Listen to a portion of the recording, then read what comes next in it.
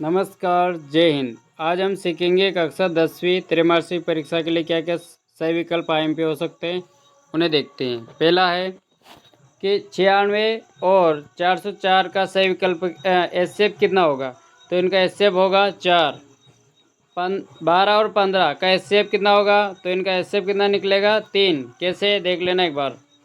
देखो 12 और 15 दोनों किसके बारे में आते हैं, 3 के। 3 चौक 12, तीनों पंजो 15। क्या दोनों किसी के बारे में आते क्या, नहीं। तो एचसीएफ कितना बना, एचसीएफ बन गया 3।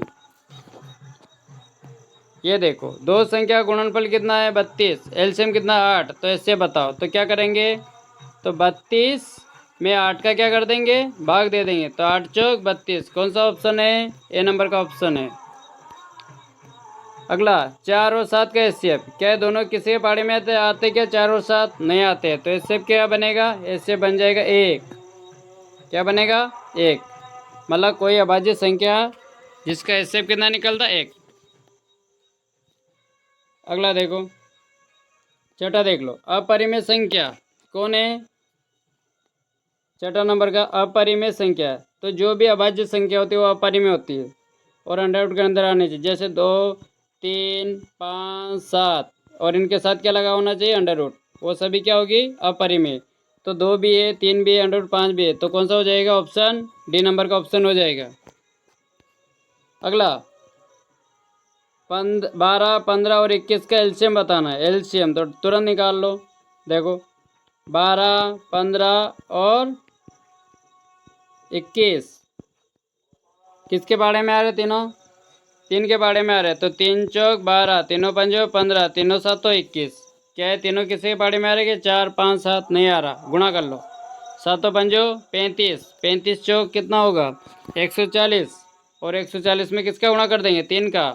तो 0, 4, 14, 14, 28, 14 थी 42, कितना हुआ 420। कौन सा ऑप्शन होगा, ऑप्शन हो जाएगा अपना सी नंबर का। अगला देखो, दो संख्या गुणनफल कितना है 135, एचसीएफ कितना 3। तो क्या ज्ञात करना है, एलसीएम। तो क्या करेंगे, 135 में 3 का भाग दे देंगे।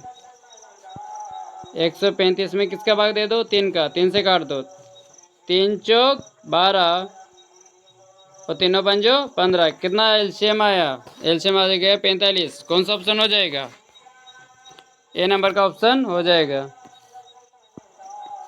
है ना। इस तरह से हम एलसीएम और एचसीएफ ज्ञात कर सकते हैं। अगला ये संख्या बताओ 12वां नंबर की, 5 माइनस अंडर रूट 2। तो देखो अंडर रूट 2 की वजह से संख्या क्या हो जाएगी, अपरिमेय संख्या हो जाएगी।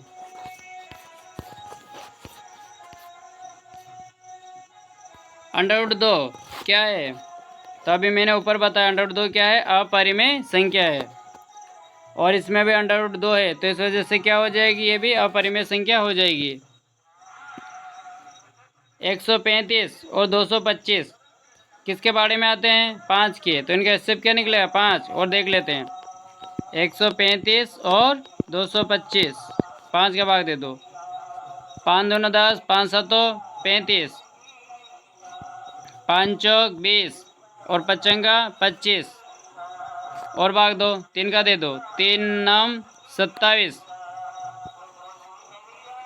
3 नाम 27, है ना।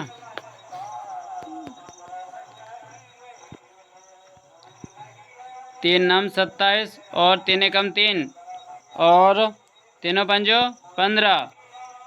फिर 3 का भाग दे दो, तो 3 3 9, तीनों पंजो 15। अब 3 और 5 किसी भी पहाड़ी में आता है कि नहीं, इन तीनों का गुणा कर लो। तो 3 3 9 और 9 पंजे 45। एचसीएफ कितना आया, एचसीएफ आ गया 45। अब अगले पार्ट के सही विकल्प देख लो। क्या है, द्विघात समीकरण दे रखी है और काय का मान पूछा उसने, गुणनफल का, अल्फा इंटू बीटा। तो अल्फा इंटू बीटा का सूत्र क्या होता है, सी बट्टा ए। कौन सा ऑप्शन हो जाएगा, ए नंबर का। द्विघात समीकरण दे रखी और काय का मान पूछा इसने योगफल का मान पूछा, अल्फा प्लस बीटा। इसका सूत्र क्या होता है, माइनस बी बट्टा ए। कौन सा ऑप्शन हो जाएगा, सी नंबर का। रेखीय बहुपद ए एक्स प्लस बी का शून्यांक क्या होगा। तो देखो एक्स का मान निकालना है, तो एक्स बराबर बी को बराबर से इधर भेजेंगे तो कई का हो जाता है माइनस का, तो माइनस का बी और ए बटे में आ जाएगा, तो ये इसका मान आ जाएगा।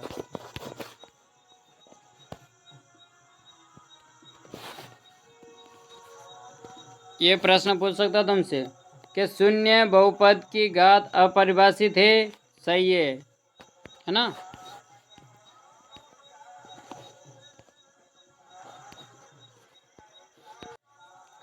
इसको देख लो, एक रेखित बहुपद की घात कितनी होती है, एक घात होती है।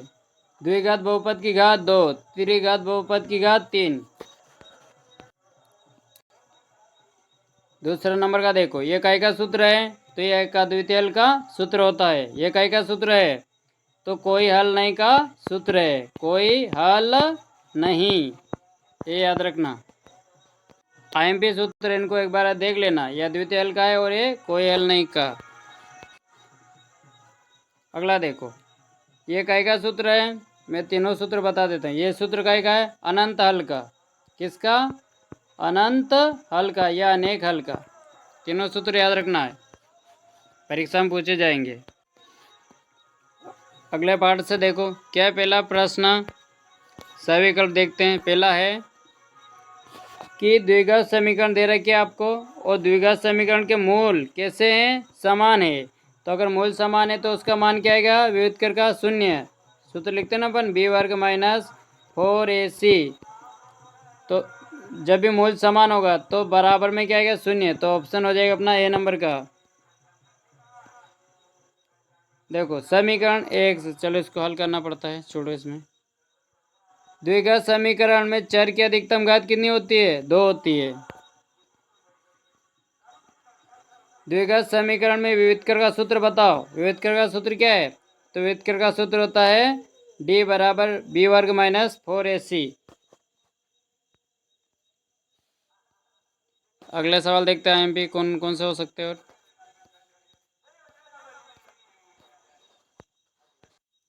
अगले पार्ट से देखो, क्या पूछा इसने, तुम्हें एपी दे रखी और प्रथम पद पूछा। तो प्रथम पद कौन हो गया, प्रथम पद हो गया 3/2 और सर्वांतर मतलब डिफरेंस निकालो। तो इसके लिए क्या करेंगे, दूसरे पद में से पहला पद घटाएंगे। दूसरा पद क्या है, 1/2, इसमें से क्या घटाना है, 3/2 घटाना। देखो हर की संख्या एक जैसी है तो दोनों के लिए एलसीएम लेंगे तो 2 और ऊपर इनको घटा दो, 1 माइनस 3, 3 में से गया तो क्या है -2/2, 2 से 2 काट देंगे तो क्या आ जाएगा माइनस का 1। तो -1 कहाँ है इसका डिफरेंस, तो -1 है अपना ए नंबर वाले ऑप्शन में। इसमें क्या करना है, तीसरा पद बताना है, तीसरे नंबर का। तो क्या करेंगे, पहला पद ये है, डिफरेंस कितने का चल रहा है इसमें, तो डिफरेंस चल रहा है -3 का। ए एन बराबर ए प्लस, देखो नंबर कितना है 30 -1 और डी है ना। तो देखो ए पहला पद क्या है, पहला पद है 10 प्लस 30 में से घटा लो, कितना आ जाएगा 10 प्लस 30 में से घटा लेंगे तो 29 है ना,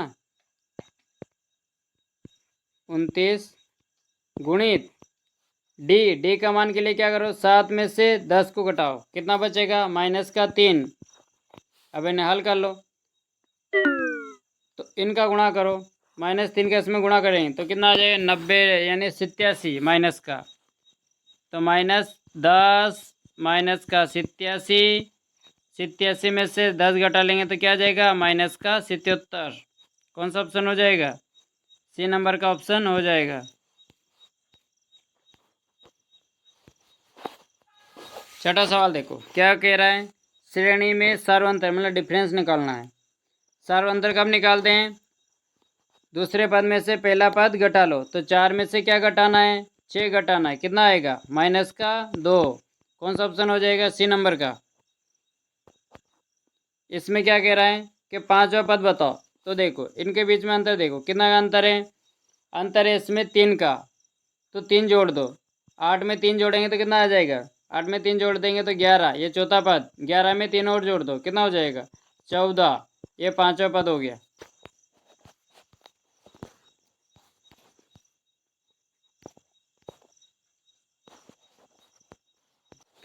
अगला सवाल देखो, नौवा सवाल क्या है। एपी दे रहे कि उसने ए का मान दिया, डी का मान दे दिया, नंबर दे दिया, केवल A7 ज्ञात करना है। तो क्या करेंगे, एक पहले अपन लिखते हैं ए प्लस, क्या लिखते हैं हमेशा अपन लिखते हैं ए, तो सूत्र क्या लिखते हैं, सूत्र लिखते हैं अपन A7 बराबर ए प्लस n-1 और डी, ये सूत्र लिखते हैं। तो देखो ए की जगह क्या लिखेंगे, ए की जगह लिखेंगे अपन 28 प्लस नंबर कितना है 7, 7 में से घटा लो कितना हो जाएगा 6, गुणित डी का मान क्या है -4, तो इन दोनों का गुणा कर लो, तो 6 चौक 24, का हो जाएगा माइनस, तो 28 -24, तो 28 में से 24 चले गए, कितना बचा 4, तो इसका मान आ जाएगा 4। 10वां देखो क्या पूछ रहा है, प्रथम पद तो कौन हो गया 3, सार्वंतर, सार्वंतर के लिए क्या करो, दूसरे पद में से पहला पद घटाओ, यानी कि एक में से कितना घटाना है, एक में से घटाना है 3, तो कितना बचेगा -2, कौन सा ऑप्शन होगा 3 2, सी नंबर का ऑप्शन। 3 के प्रथम 5 गुणज कौन होता है, पहाड़ी की संख्या, तो 3 के पहाड़ी की संख्या कौन कौन होती है, तो 3 के पहाड़ी की संख्या होती है 3 6 9 12 और 15, इन सभी को जोड़ लो, तो देखो 3 ने 3 और 6 9, 9 ने 9 18, 18 में 12 मिला दो कितना हो जाएगा, 18 में 12 मिला 30, 30 और 15 45, कौन सा ऑप्शन हो जाएगा, ए नंबर का ऑप्शन। अगला देखो क्या है, सार्वंतर, इसमें क्या ज्ञात करना है, सार्वंतर ज्ञात करना है, तो दूसरे पद में से पहला पद घटाओ, मतलब 1/2 में से क्या घटाना है 3/2 घटाना है। देखो हर की संख्या एक जैसी है तो एलसीएम लेंगे, तो क्या एलसीएम आएगा 2, और इनको क्या करें घटा लो, 1 - 3, 3 में से गया तो कितना बचा -2 बट्टे में 2, 2 से 2 काट देंगे तो क्या आएगा -1, तो सार्वंतर आया इनका -1।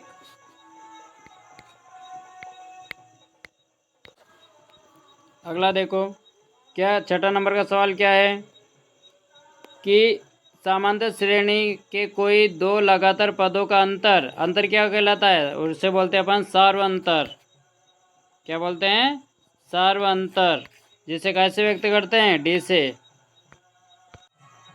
अगला देखो क्या सवाल है अपने पास, चौथा नंबर का देखो, 4 0 -4 का अगला पद क्या आएगा, तो देखो अगला पद के लिए क्या करो, 4 में से 0 में से क्या घटाओ 4 घटाओ, कितना आएगा -4, यानी इसमें क्या किया -4 जोड़ दिया, तो -4 में क्या करो सार्वंतर जोड़ दो, तो -4 में -4 को क्या कर देंगे जोड़ देंगे, तो कितना आ जाएगा, तो ये आ जाएगा -8, अगला पद आ जाएगा -8 कि दो समरूप त्रिभुजों की भुजाओं का अनुपात दिया है, काय का अनुपात दिया भुजाओं का, काय का पूछा क्षेत्रफल का, तो जब भुजा का अनुपात दिया और क्षेत्रफल पूछे तो इसका इनका वर्ग कर दो, तो 4 का वर्ग कितना हो जाएगा 16 और 9 का वर्ग 81, ये इनका आंसर आ जाएगा। ये प्रश्न एमपी है। पाइथागोरस प्रमेय भारत के निम्न गणितज्ञ द्वारा दिया गया, तो कौन सा गणितज्ञ द्वारा दिया गया था, बोधायन। सभी वर्ग होते हैं वर्ग, तो देखो वर्ग की आकृति कैसी होती है, ये वर्ग की आकृति होती है, तो वर्ग कैसे होते हैं, ये वर्ग और ये वर्ग कैसे हैं, ये सभी समरूप है, याद रखना इनको क्या बोलते हैं इन्हें, समरूप। एक आदमी पूर्व की ओर क्या करता है, अगला देखो लो, एक आदमी पूर्व की ओर 12 मीटर चलता है, तो देखो मान लो आदमी यहाँ से पूर्व की ओर चला 12 मीटर, ठीक है, फिर उत्तर की ओर चला कितने मीटर चला 9 मीटर, तो वह अपने प्रारंभ बिंदु से कितनी दूर है, तो जब भी ऐसा निकालना है तो क्या करना है, इन दोनों का वर्ग करके जोड़ दो, तो 12 का वर्ग 144 पाइथागोरस प्रमेय से होता है ना, और 9 का वर्ग 81, जोड़ लो कितना आया 5, 12 2 हासिल 1 और कितना हो जाएगा 2, 225, इसका वर्गमूल निकाल लो, 225 किसका वर्ग होता है 15 का, तो कौन सा ऑप्शन हो जाएगा सी नंबर का। इसको भी देख लो, दो समरूप त्रिभुजों का क्या दिया उसने क्षेत्रफल, क्या पूछा भुजा, तो क्षेत्रफल दे भुजा पूछे तो इनका वर्गमूल निकाल लेना, 9 किसका वर्ग है? 3 का। 16 किसका है? 4 का। तो इनका अनुपात हो जाएगा 3:4। कौन सा ऑप्शन हो जाए? ए। यानी क्षेत्रफल दे, भुजा पूछे तो वर्गमूल निकाल देना, भुजा दे और क्षेत्रफल पूछे तो वर्ग कर देना। अगला देखो, ये देखो 14 नंबर का, समरूपता के लिए क्या आवश्यक प्रतिबंध है? तो समरूपता किसे कहेंगे? देखो क्या नियम होना चाहिए इसके लिए कि कौन कौन कौन समरूपता, मतलब मान लो त्रिभुज ले लिया अपनों ने, ये त्रिभुज बनाया और एक ये त्रिभुज बनाया, तो कहने का मतलब है कि इनके सभी कोण कैसे होने चाहिए? बराबर, तो ये आपका समरूप माना जाएगा। दूसरा क्या है? कोण कोण समरूपता, अगर दो कोण भी बराबर मिल गए तब भी वो समरूप होगा। अगला कोण भुजा कोण, मतलब दो कोण तो बराबर होना चाहिए, दो कोण और एक भुजा, तब भी वो क्या होगा? समरूप होगा। तो अपना आंसर कौन सा हो जाएगा? उपयुक्त सभी, डी नंबर का ऑप्शन हो जाएगा इसमें, है ना। अगला 8, 15 और 17 से निर्मित त्रिभुज कौन सा होगा? तो देखो जब बड़ी भुजा इन दो भुजा से क्या होनी चाहिए? छोटी। अब ये बड़ी कौन है? 17, तो ये हो जाएगा सीधा, याद रख लेना, समकोण त्रिभुज होता है ना। यह एमपी प्रश्न है सभी, देख लो एक बार। क्या है कि सभी व्रत, व्रत कैसा होता है? मान लो ये व्रत और एक व्रत ये, तो ये कौन से हो जाएंगे? सभी समरूप। क्या होंगे इनका आंसर? समरूप। सभी वर्ग कैसे होते हैं? समरूप। सभी त्रिभुज समरूप होते हैं। कौन से त्रिभुज? समबाहु त्रिभुज। समबाहु त्रिभुज का मतलब जिनकी सभी भुजाएं क्या होती है? बराबर। और समद्विबाहु का मतलब जिसमें दो भुजाएं बराबर, उसे समद्विबाहु। लेकिन समबाहु क्या होते हैं? समरूप। दो समान कोणीय त्रिभुजों जिनकी संगत भुजाओं का अनुपात सदैव होता है समान। समरूप त्रिभुज की संगत भुजाएं क्या होती है? कैसे होती है? बराबर। समरूप त्रिभुज के संगत कोण भी कैसे होते हैं? बराबर होते हैं। ठीक है। अगला देखो 10वां, समरूप त्रिभुज का क्या दिया उसने? क्षेत्रफल। क्या मांगा? भुजा। तो क्षेत्रफल जो दिया, भुजा निकालना, तो इनका वर्गमूल निकाल लो। 16 और 9 का कितना आ जाएगा? 16 का तो 4 और 9 का 3, ये आंसर आ जाएगा। तो 4/3 हो जाएगा। क्या दिया उसने? त्रिभुजों की भुजा। क्या मांगा? क्षेत्रफल। तो इनका वर्ग कर दो, तो 9 का वर्ग 81 और 11 का वर्ग 121, ये आंसर आ जाएगा। त्रिभुज समरूप होते हैं। कौन से त्रिभुज समरूप होते हैं? तो जिनकी सभी भुजाएं बराबर हो, यानी समबाहु। आधारभूत अनुपाती प्रमेय किसने दिए? थेल्स प्रमेय। थेल्स प्रमेय को ही आधारभूत अनुपाती प्रमेय बोलते हैं, याद कर लेना। सभी वर्ग कैसे होते हैं? समरूप। पाइथागोरस प्रमेय, ये पाइथागोरस प्रमेय का सूत्र, कर्ण का वर्ग बराबर आधार का वर्ग प्लस लंब का वर्ग। त्रिभुजों की माध्यिका है, ये छोड़ दो। समरूप त्रिभुज की संगत भुजाएं, संगत भुजाएं कैसी होती है? अनुपातिक होती है ना। समरूप त्रिभुज की संगत भुजाएं कैसे होती है? अनुपातिक। तो इन्हें सभी को याद कर लेना है, सभी आईएमपी प्रश्न है। बस आज के लिए इतना ही। देखने के लिए धन्यवाद। चैनल को लाइक और सब्सक्राइब करें और अपने दोस्तों के साथ शेयर करना ना भूलें।